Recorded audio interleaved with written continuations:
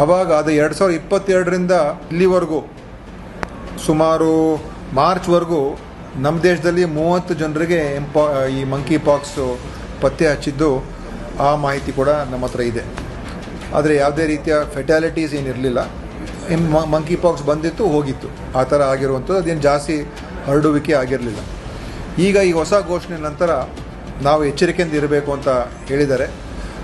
ಕೇಂದ್ರ ಸರ್ಕಾರ ಎಲ್ಲ ಪ್ರವೇಶ ಮಾಡುವಂಥ ಸ್ಥಳಗಳಿರ್ತದೆ, ಅಂದರೆ ಏರ್ಪೋರ್ಟ್ಗಳು, ವಿದೇಶಗಳಿಂದ ಬರುವಂಥ ಸ್ಥಳಗಳು, ಅಂದರೆ ಏರ್ಪೋರ್ಟು, ಸೀಪೋರ್ಟು, ಇಲ್ಲಿ ಅವರ ಒಂದು ಅಧಿಕಾರಿಗಳಿಗೆ ಇದರ ಸೂಕ್ಷ್ಮತೆ ಬಗ್ಗೆ ಜಾಗೃತಿ ಇಟ್ಕೊಂಡಿರಬೇಕು, ಅರಿವಿಟ್ಕೊಂಡಿರಬೇಕು ಅಂತ ಹೇಳಿ ಅವ್ರಿಗೆ ಸೂಚನೆಗಳು ಕೊಟ್ಟಿದ್ದಾರೆ. ಇದರ ಬಗ್ಗೆ ನೀವು ಮಾಹಿತಿ ಇಟ್ಕೊಂಡಿರಿ.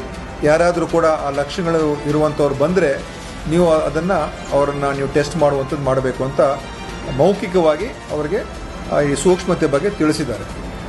ಈಗ ನಾವು ನಮ್ಮ ಇಲಾಖೆಯಲ್ಲಿ ಸದ್ಯಕ್ಕೆ, ಯಾಕಂದರೆ ಇನ್ನೂ ಯಾವುದೇ ನಿರ್ದಿಷ್ಟವಾದಂಥ ಕೇಂದ್ರ ಸರ್ಕಾರದಿಂದ ಮಾರ್ಗಸೂಚಿಗಳೇನು ಬಂದಿಲ್ಲ, ಅಥವಾ ಇದನ್ನು ನೀವು ಕೂಡಲೇ ಈ ರೀತಿ ಕ್ರಮಗಳು ಈ ಥರ ತಗೊಳ್ಬೇಕು ಅಂತಲೂ ಕೂಡ ಏನು ಆ ಥರ ಸ್ಪಷ್ಟ ಆದೇಶಗಳೇನಿಲ್ಲ.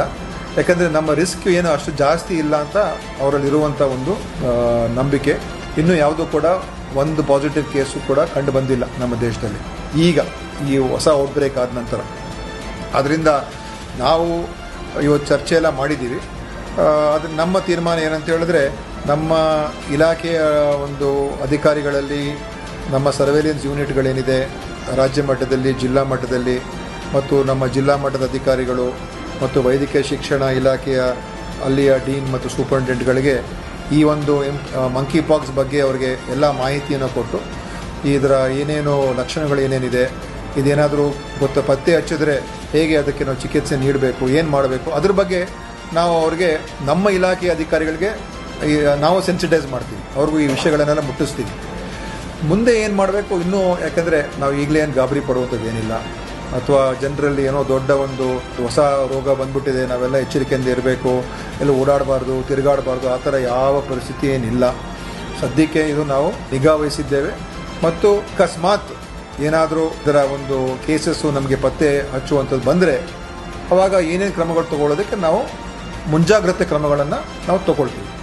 ಸೊ ಅಷ್ಟರ ಮಟ್ಟಿಗೆ ಎಂಪಾಕ್ಸ್ಗೆ ನಾವು, ಮತ್ತು ನಮ್ಮ ಟೆಕ್ನಿಕಲ್ ಕಮಿಟಿ ಒಂದಿದೆ, ಅವ್ರ ಜೊತೆ ಕೂಡ ಮಾತಾಡೋಕ್ಕೆ ಹೇಳಿದ್ದೀವಿ. ಅದರಿಂದ ತಯಾರಿಕೆಯಾಗಿರ್ತೀವಿ ಅಷ್ಟೇ. ಸೊ ಜನ ಯಾರೂ ಕೂಡ ಇದ್ರ ಬಗ್ಗೆ ಆತಂಕ ಪಡಬೇಕಾಗಿಲ್ಲ. ಇದುವರೆಗೂ ನಮ್ಮಲ್ಲಿ ಯಾವುದೂ ಆ ಥರ ಪ್ರಕರಣಗಳು ಬಂದಿಲ್ಲ. ಬಂದಂಥ ಸಂದರ್ಭದಲ್ಲಿ ಹೇಗೆ ಅದನ್ನು ಕಂಟ್ರೋಲ್ ಮಾಡ್ಕೋಬೇಕು, ನಮಗೆ ನಮ್ಮ ಅಧಿಕಾರಿಗಳಿಗೆ ಎಲ್ಲ ಮಾಹಿತಿಯನ್ನು ಕೂಡ ಕೊಟ್ಟಿರ್ತೀವಿ.